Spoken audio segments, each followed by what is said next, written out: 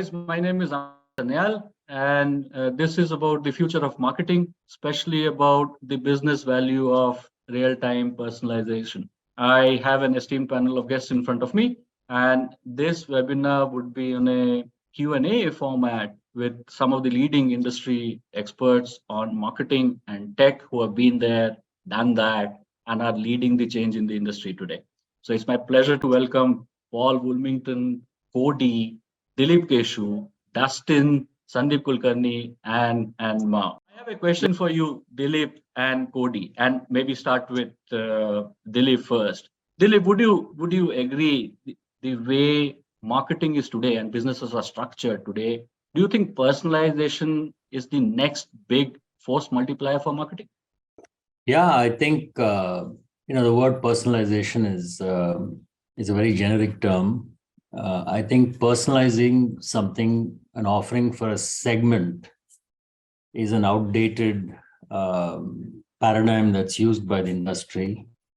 We do segmentation and say this is millennials, baby boomers. No two baby boomers are the same. So I just want to qualify that the future of personalization is true one-to-one personalization, not mass customization. And there's a huge difference between mass customization and personalization.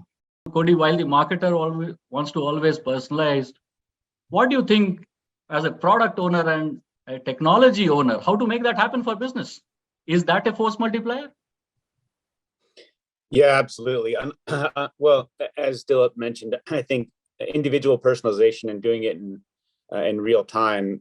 First of all, it's been happening for quite some time. This isn't a new paradigm, but I think a new paradigm at scale across verticals that have historically been unable to or unwilling to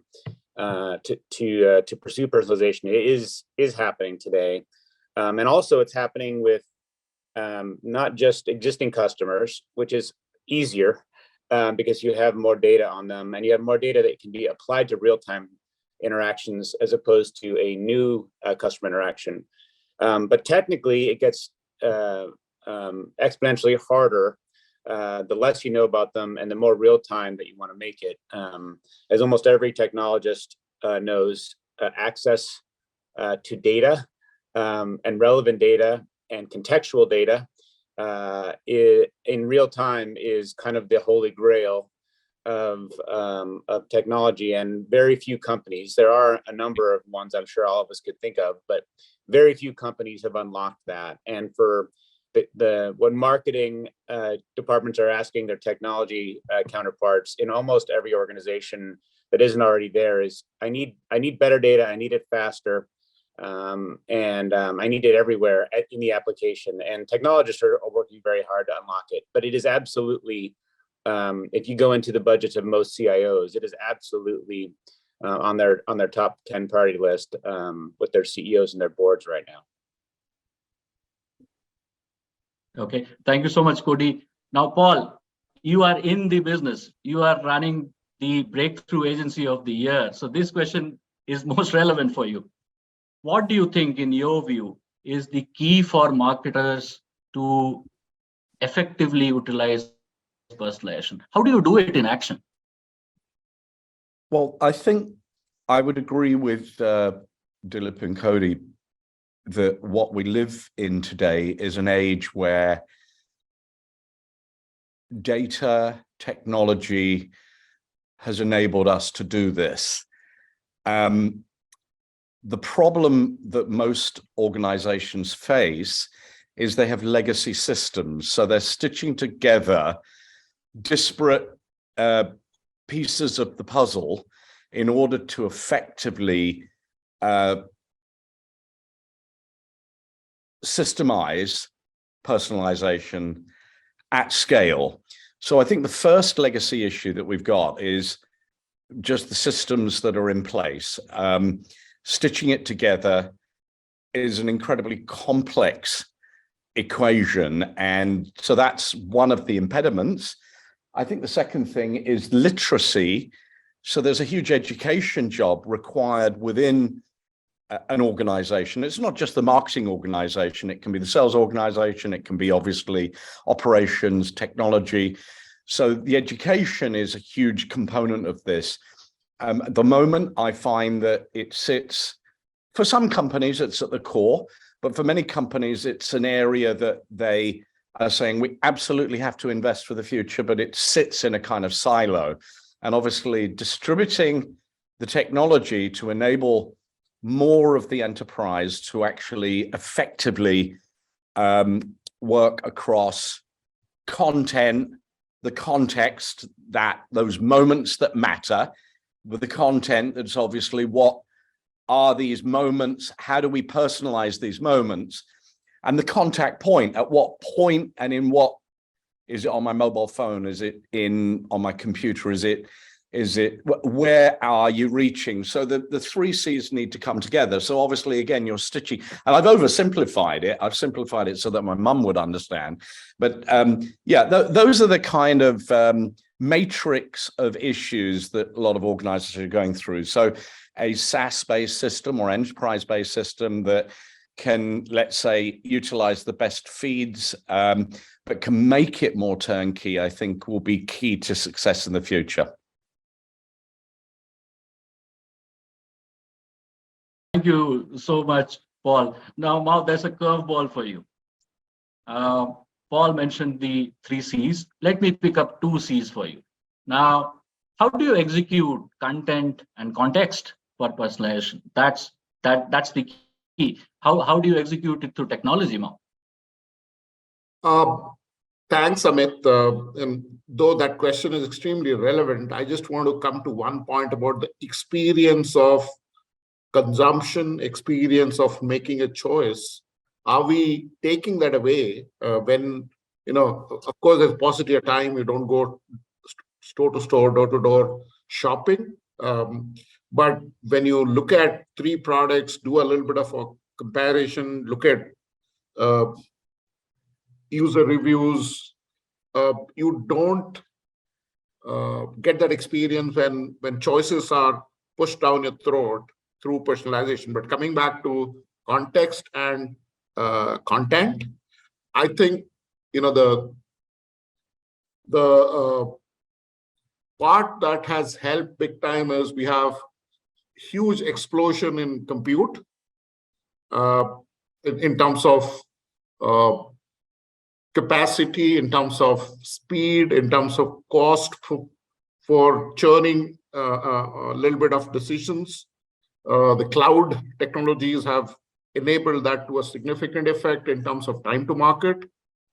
And in terms of content, because you are dealing with explosion of channels, explosion of devices, the content that the system is producing is also explosive right now.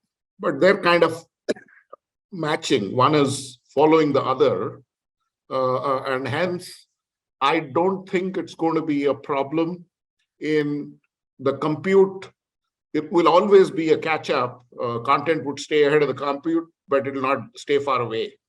And the cost of compute is constantly going down, which is a big advantage for consumers, because that's ultimately going to be making the cost of the product low for me. Thank you so much, Mao.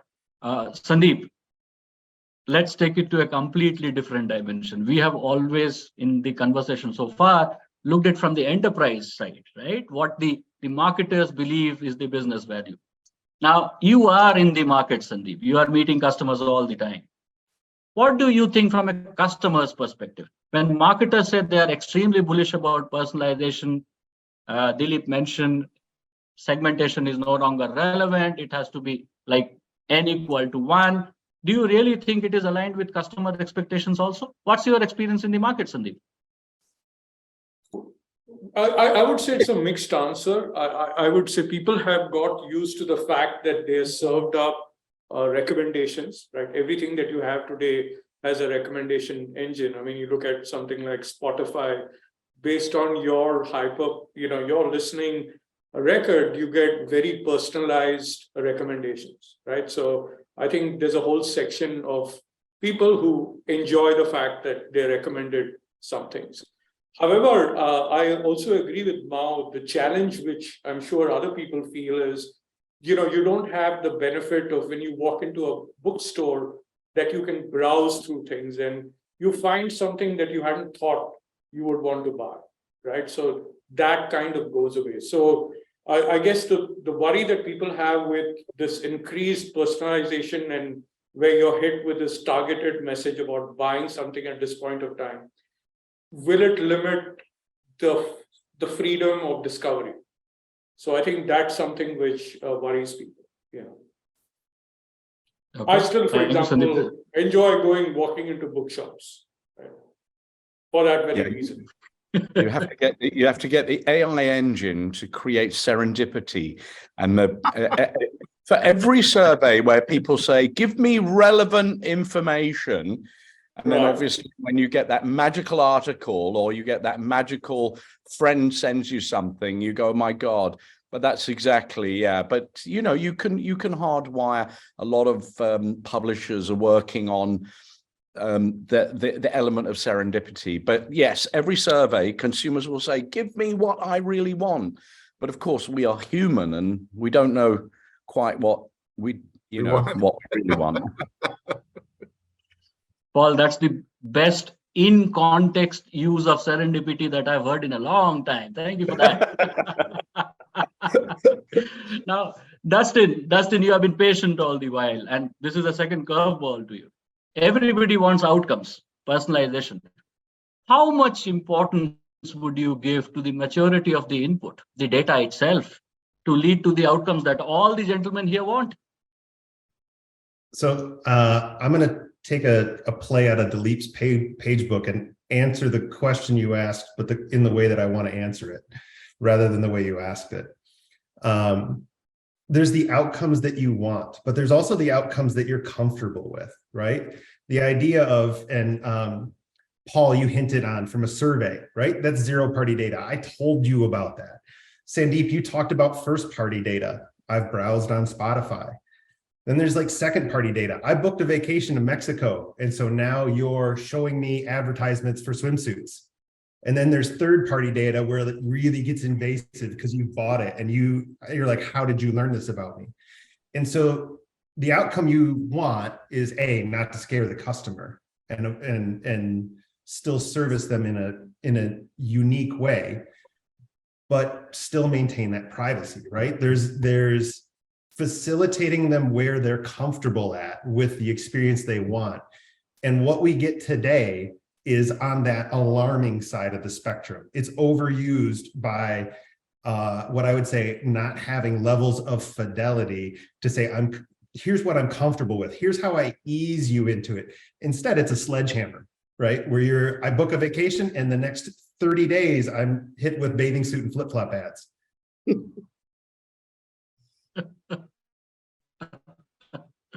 Oh, that's quite some way of putting that. Dustin, thank you for that. And that kind of answers the questions precisely in the style that you want it to be. That's personalization.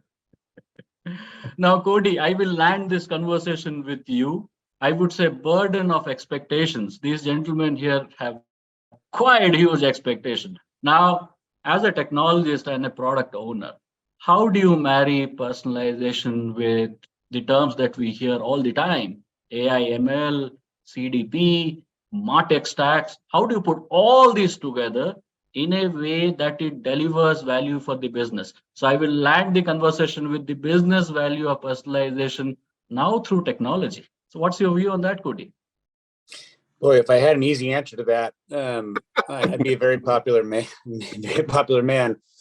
I'll get around to answering this, but I do want to point out that a lot of the conversation today has been about consumption, and specifically about purchasing consumption. I mean, purchasing intent, but personalization I think, is much broader today than just buying. If you think about if you need assistance resolving a connectivity issue in your home, how you want to be helped is personalization. How you prefer to be guided through a human-to-human, a human-to-machine interaction is personalization.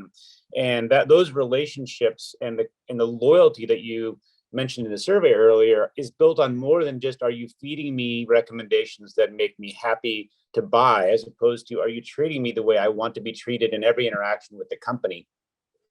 The reason I say that is because people tend to think about data as customer data platforms and CRM and MarTech, but it's actually a much broader data context than just those silos of data. So when you're thinking about building that future, I mean, that you talked about, where everyone can get all the information they want whenever they want it and apply algorithms that make the experience better, it's important to know that every piece of data about prospective customers, existing customers, is probably going to need to be utilized. So Paul mentioned stitching together these legacy systems, but it disaggregating your data in a way that it can be leveraged across any application on your front end, whether that be a customer care, whether that be a guided digital experience and self-help, or that is a shopping experience in retail store, or a shopping experience online, or a shopping experience in the app.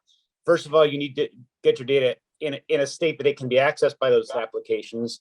And you need to be I think you need to be exceptionally disciplined at the architecture level about how data is moved, how data is stored, and how applications are built to consume that data. And I know it's exceptionally simple to say and very hard to do, but almost every CIO and technical organization today is hopefully thinking much more broad than, I'm going to build a CDP. And in that CDP, I'm going to store all this data about customers, and I'm going to spew it up to my shopping app, my loyalty app, and it's going to get consumed. If you do that, you're going to get trapped again in 12 months. So it is, how do I make this data universally accessible by any API on my front end? And how do I get AI and ML engines that can run in real time and consume and generate personalization user stories and customer journeys? And it's there, that technology is there. It's just a matter of building the data and building your platforms in a way that can access the data. So I think being exceptionally disciplined about your architecture and also understanding that you can't predict today exactly how you want to use data tomorrow. So building it in a way that is as flexible as you can possibly build it. That's my response that my mom could understand. That's pretty actionable, Cody, and thank you for that. Now, Dilip, I will give you the last word. As the CEO of Bond, which talks of great experiences, and as a person who has written 3 books, I will let you gaze into the future, Dilip. What's the future of marketing? That's the last word to you. I'd love to say that I would be a very popular man if I consider that too. So I'm stealing Cody's words, but see, my view is that marketing,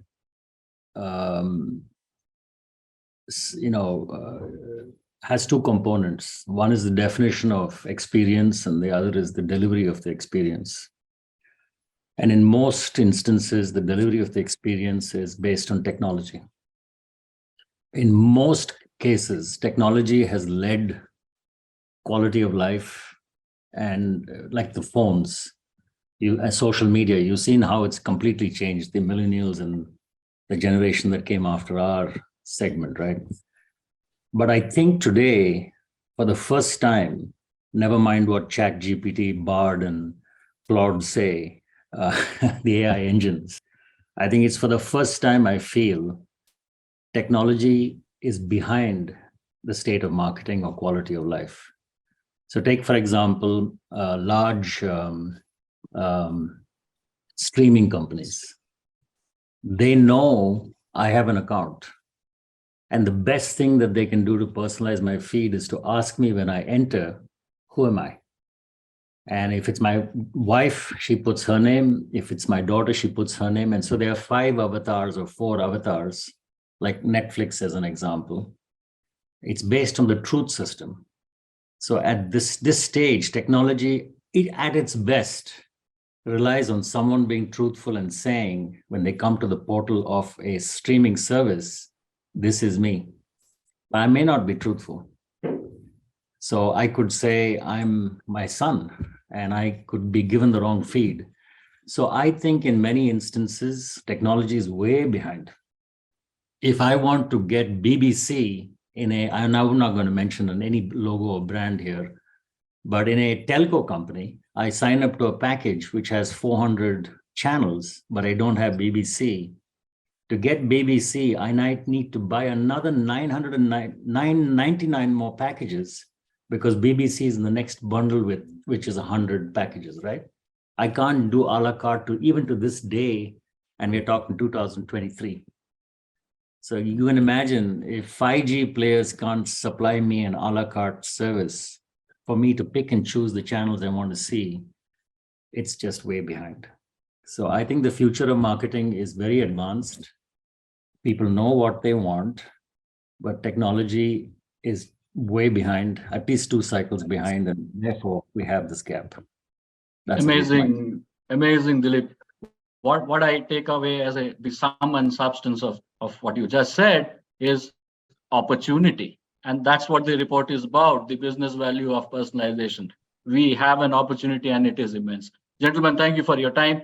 Extremely insightful. And I hope you thoroughly enjoyed the way I did. I learned quite a few things. Thank you so much and wish you a lovely day ahead.